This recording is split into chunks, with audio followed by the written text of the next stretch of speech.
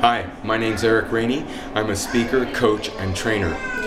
And I help people primarily in the area of personal development. This is a short video to explain a speech that I have in development. The speech is all about words and the effect that words can have on our psychology and our physiology, right down to the molecular level. I first got interested in the subject of words and the effect they can have on us when I came across a story. It was a story about a maths teacher who one rainy day she asked all her students to take out a piece of paper and write down a name of each one of their fellow classmates, and then write something positive that they could think about that person. She went home and collated all the information and then passed out each individual personalized sheet to each one of the students, and thought nothing more of it. Sometime later she learned that one of her students, Mark, who had joined the armed forces, had been killed in action. She attended the funeral, and at the funeral one of Mark's fellow soldiers came up to her and said, "You're Mark's math teacher, aren't you?" She said, "Uh-huh." And they said, "Well, Mark talked about you an awful lot." And she was kind of surprised about that. And she wondered why. And then she was invited to lunch by Mark's parents and his fellow students. She went to the lunch, and at the lunch, Mark's parents took out Mark's wallet that was found on him when he was killed.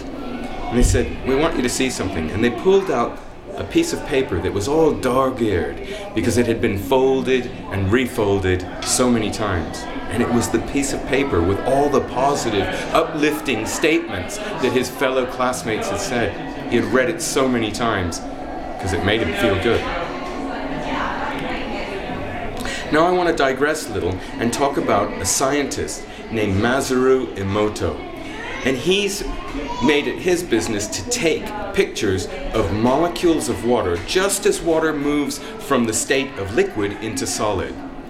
And what he's discovered, that if you leave the beaker of water on a word or words or a newspaper article that's about evil or death or destruction, it can affect the molecule profoundly to make it very ugly and distorted and deformed. The converse is also true, that if you leave the water on positive, powerful, beautiful, loving words, it can it can affect the molecule to such an extent that it becomes a beautiful symmetrical shape like a snowflake. Now, what are we supposed to be made of as human beings? Aren't we almost 90% water? Well, if that's the case, surely the words that we hear and the words that we speak must be affecting us at the molecular level. Not just because they make us feel good, but because they go right down to the molecules. Words do for people what hot air does for balloon. It lifts them. So I thought, how can we utilize this information? Well, one way is to copy the British officers from the Crimean War. They had something called a campaign chest, and it had their tea and their silverware in it, and they would take it with them to war. But before they would leave, their loved ones would secretly put a love letter or a trinket or some token that would remind them of their loved ones while they were away, so they would feel good. And I thought, how can we use this information? What's the modern day equivalent of the war chest? And I realized that I needed to start my own. And this is my war chest. Yep, it's just a folio, and in it are emails and letters and notes that I've received from a load of different people. Eric, a huge thanks for an amazing experience last week. You are an exceptionally talented, and I am astounded by your seemingly infinite source of energy. I was fortunate enough to have seen you speak at Inspire Scotland event earlier this year, and my youngest son, aged 4, has been shouting, "I am a mountain," for a good 2 weeks or so after the event. This is one of my favorites. Well, I speak to you as a non-smoker. As with most smokers, I have talked to everyone about how I should give up.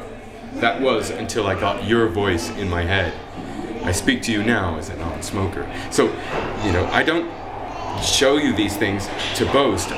These are things that are personal and private to me, and they make me feel good. Because sometimes, out there in the matrix, our back's against the wall, and the wall's on fire, and we don't have friends and family, and we don't have supporting people around us, and we have to find a source of inspiration and a source of strength that we wouldn't normally have. And that's where the war chest comes into play.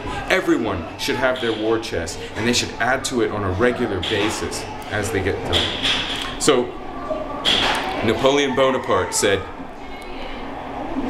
"Give people praise, and they will give more back to you than if they receive criticism." And I think that simply sums it up in a very simple and succinct way. Words are powerful, and let them absorb and go into you at a molecular level, and watch the change happen.